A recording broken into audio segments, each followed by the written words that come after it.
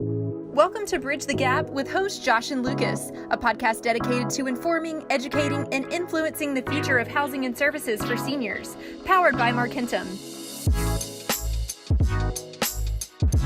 Welcome to Bridge the Gap podcast. I am Lucas McCurdy, the senior living fan, here with my good buddy Joshua Chris. Hey Josh, how's it going? Hey buddy, I'm awesome. It's always good to be with you.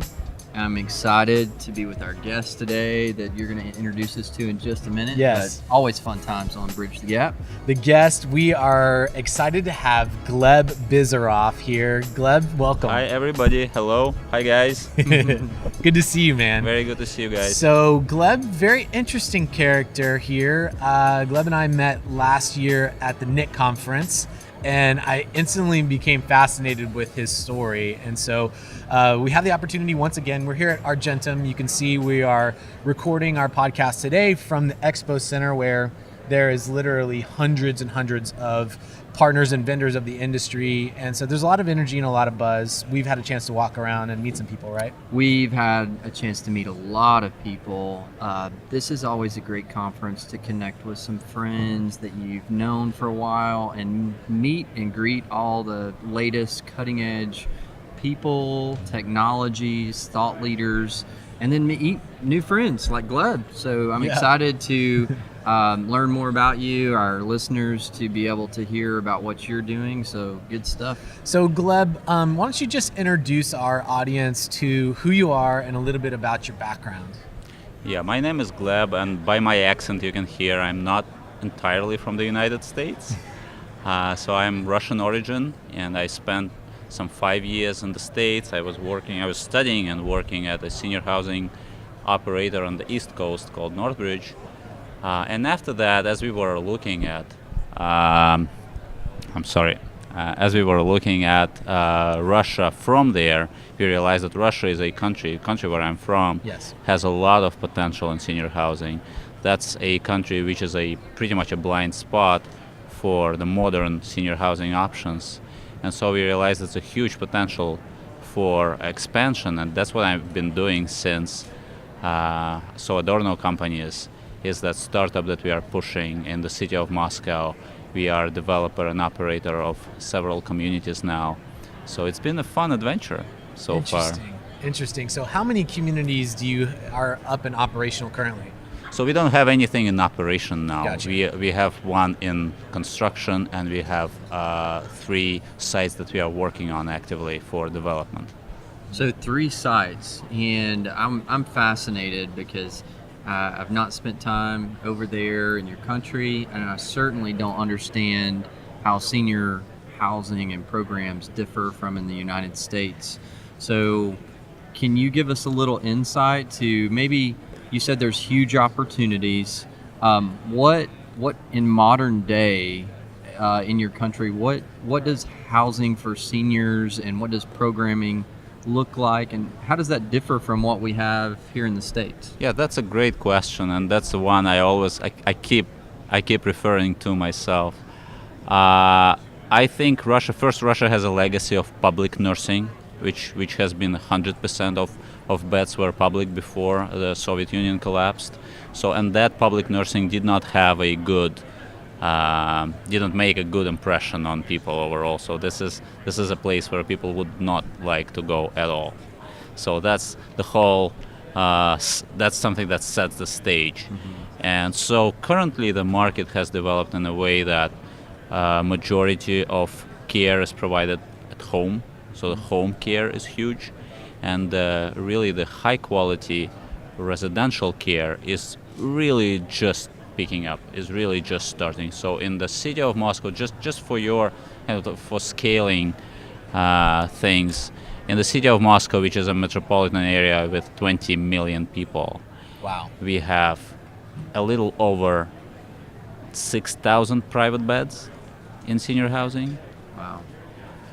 So just think about that and do the math, and that is a number that has tripled in the last 5 years. Wow. So there was 2,000 beds 5 years ago. So that's what we are looking at. Wow. It also has a little over 25,000 public units, in the city, and that's it. The rest is home care. So our main competitor is not any type of other senior housing provider. It's more of the home care and our ability to pull people out of their homes and to, communicate to them that this is a better option than just staying home and having a home care provider Sure. taking care of them. Well, it's interesting similarities actually to the challenges that the U.S. faces. Maybe that the numbers and ratios are obviously different. Talk to us a little bit about maybe you gave us a little bit of a history story about the nursing home environment there and the challenges that creates on maybe a marketing or PR standpoint, but the opportunity that also gives you guys to develop something new and great that would attract people. Give us a understanding just culturally, has Russia typically been, I know this has been home care, but has it been multi-generational living under the same home as the US was traditionally maybe 50, 60, 70 years ago? Or, is it different? Yeah, I think that's another great question because what I believe in, the senior housing, the institutionalized senior housing appears wherever there is what we call nuclear family. So the family that is not multi-generational, but just the parents living with their kids until they are grown-ups. And second condition is the high dependency ratio, so really the aged population. So if you look at all majority of countries who have both, who have nuclear family as the dominant family structure, and that aged population, a high dependency ratio, all of them, the majority of them will have well-developed senior housing, except for Russia. So Russia is, demographics-wise, is very similar to Western Europe, to the United States. It has several generations have lived through nuclear family structure, and it does have an aged population. So we believe it's really the legacy of that stigma is for Russia is worse than for majority of countries. That's one, and also the ability to pay the pension component is different as well. So that and maybe there was lack of good operators. That's another part of the story for Russia, why that sector has not developed to the levels that we see in other countries. So, you've got one community under construction. Yep. You have multiple communities planned at some stage. Yep. Talk us through kind of the physical plant and the amenities, and I'm just fascinated to know what kind of services. It sounds like you're going to be changing and offering something totally new and changing the culture and how people view aging and going to a community from a very much an institutionalized environment that people don't want to go to a place that they want to live. So how are you doing that? Yeah, so we, in many instances, will follow generally the idea of assisted living and memory care that exists here in the United States. So in our first building that we are working on actively now, we have basically two wings, two units. One is memory care and one is assisted living traditional, with one core that unites the two. Mm-hmm. How many beds? So our full capacity is 146 residents. Okay. And we have a little over 80 apartments there. So some apartments are doubles with two rooms, two bathrooms, and one shared living space, okay, such as mini kitchen and living area. So in terms of typology, it's quite similar to licensed AL memory care that you will find here in the United States.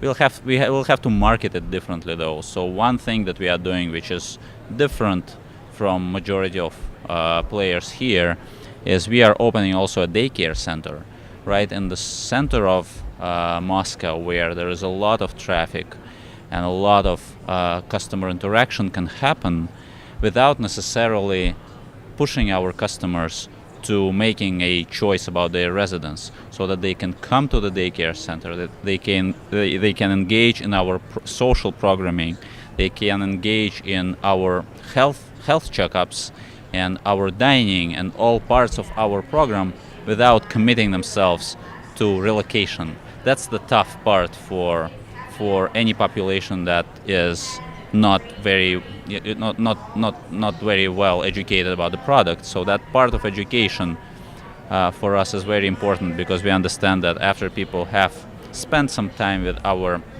adult day health program, they will provide that flow to our residents. So That's fascinating. So, I assume there's all kinds of unique challenges and opportunities. I'm curious to know how the regulatory environment is different, what kind of opportunities and what kind of challenges that presents for you as compared to here in the U.S., where we're predominantly a state-regulated industry, so the federal government doesn't have a whole lot of influence into the regulatory environment. So when you go from state to state, it can look very different. Yeah. What's the regulatory environment like for you?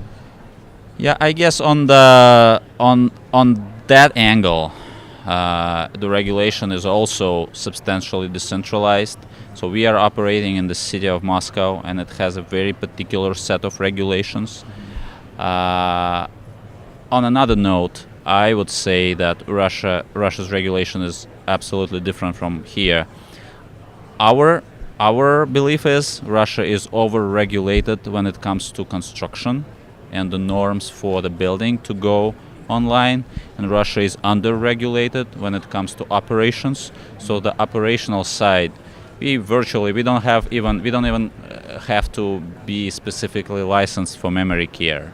There are communities that really mix memory care residents with residents without any cognitive impairment, which is not good for the well-being of both. Yeah. So on operations, we are very free to, at this stage, to do what we think is right. On the construction in Moscow, I have to tell you, that's the tough part. Yeah, that's the tough part. So, curious also, it seems like you have an overwhelming opportunity to grow a new kind of senior housing for the residents of your country and really change the culture of senior housing and programming. But is there opportunity for operators that are in the U.S. to bring some of that over to Russia, or is that frowned upon, or do you think they would be welcomed? What is that like?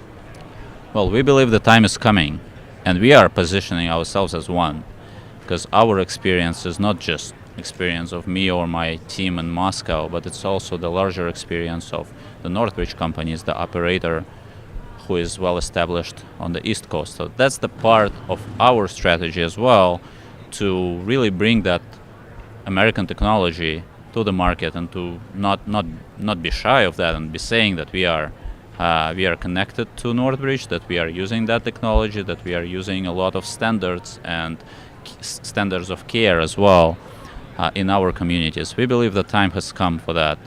Larger brands of senior housing to come to places like Russia. At the same time, we believe it's really tough for any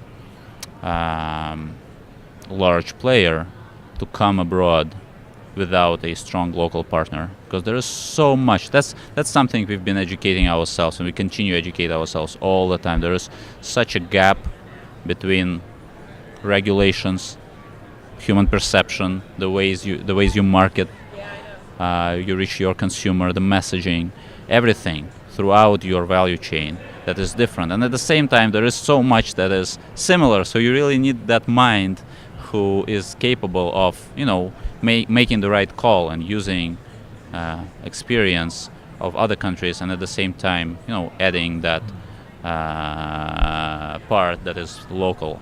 So I think you've got a development background as well, and where my expertise may be more on repositioning an existing community, we still participate in building codes and permitting quite frequently. And given what you said, Gleb, I'm wondering if I'm complaining about something that Gleb would be rejoicing over.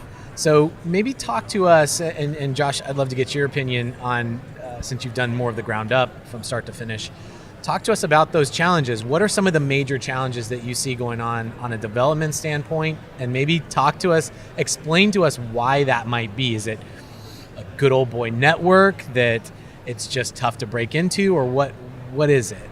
It's a number of things, okay. And I can go for long on that one. Of course, we are at that stage specifically, and I mean to give you an instance, as I said, all the nursing infrastructure has historically been in public hands, Okay. and so it's virtually impossible in the city of Moscow to get a land that is permitted for your purpose, because all that land is in public use. So each time you're trying to acquire a site for your development, you need to change that permit. And the changing a permit in the city of Moscow is a process that may take from anywhere from a year to up to 5 years. Really, so it's very tough, because you have to go through public hearings, you have to go through all the procedures, and even after that, you're not sure. So that's one instance, just to get all your permits in place. So once you have that in place, then walk us through that next stage of getting the building up and out of the ground, and what are those inspections like? Once you got the final permit to construct, basically you've done a lot of heavy lifting, and then it's similar to it's really comes down to third-party management. And there is, of course, it's not a secret that the construction is that type of activity where some contractors and subcontractors try to make double bottom line on their activity.